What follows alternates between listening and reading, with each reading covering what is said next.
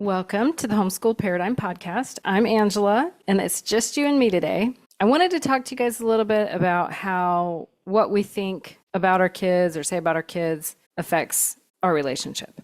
So sometimes I hear homeschool moms say that their kids are lazy or have a bad attitude or they're stubborn or unwilling or won't do their work. And it makes me kind of sad because I know that what we think and say about our kids determines how we show up with them. And I know that moms that feel that way, and we've all felt that way, are looking for help. And so today I thought I would try and help a little bit. So since how we talk and think about our kids determines how we show up with them, if I'm already feeling frustrated or impatient or defeated, I'll have that kind of energy when I'm with my kids, and then they will likely respond the same way. They're going to feel that, and it's just going to drag them down too.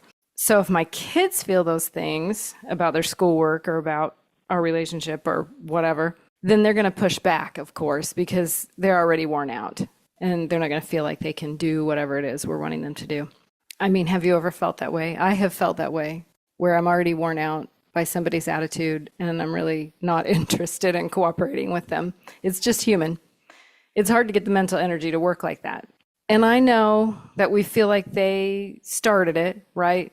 When our kids act in that way, we're like, well, they started this battle, and sometimes we just want to be the ones to finish it. And we can, but not finish it in the way that we're feeling like in that moment. We need to be the solution, even if the kids started the problem. There's no way we'll be able to get them to feel great by continuing the battle. So one thing I did when my kids were young and even not so young was what we called the happy book. And I got the idea from the book Little Men, or actually probably from the movie Joe's Boys. I don't know for sure whether I've read the book, but in the story, Joe wrote down what they did every week. So since I don't see the book on my shelf, I asked ChatGPT to give me a quote about it, and this is what I got. Joe says, "I keep a little record of your conduct, and you may see it when you like, for I want you to know yourselves and see how you get on."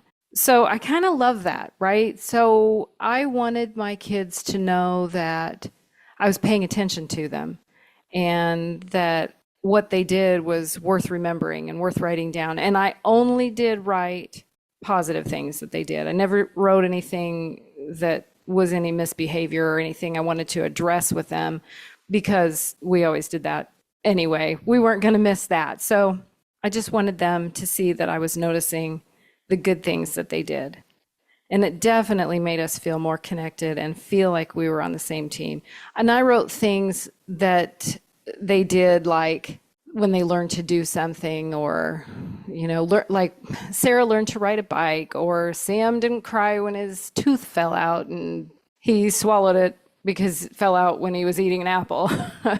Or with our oldest, Wilson, he would be learning something new on the piano, or he would have done something that helped his little siblings.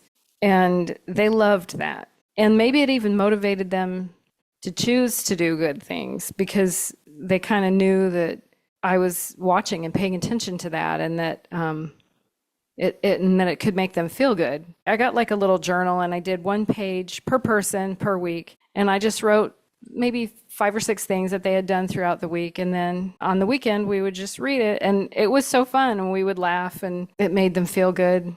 I love to see their smiles when they would remember what they'd done and how it felt good, and felt good to have me read that and notice that. And we know that when we feel connection with someone, that's all in our thoughts. It's not like a physical connection to somebody when we feel like we're on the same team or whatever, but it's what we think about them and think about our relationship that is kind of like the reality of our relationship in our minds. So when we think and notice and write down even, or remember and talk about the good things that we've noticed about our kids, then our relationship is definitely going to improve. And I know that it might sound like it isn't related to those battles and those in the moment struggles when they don't want to do their work, but everything that we do to improve our connection and our partnership and our relationship with our kids will chip away at those hard times and make them not seem so hard, and they will happen less often. So definitely try it. Thanks for listening.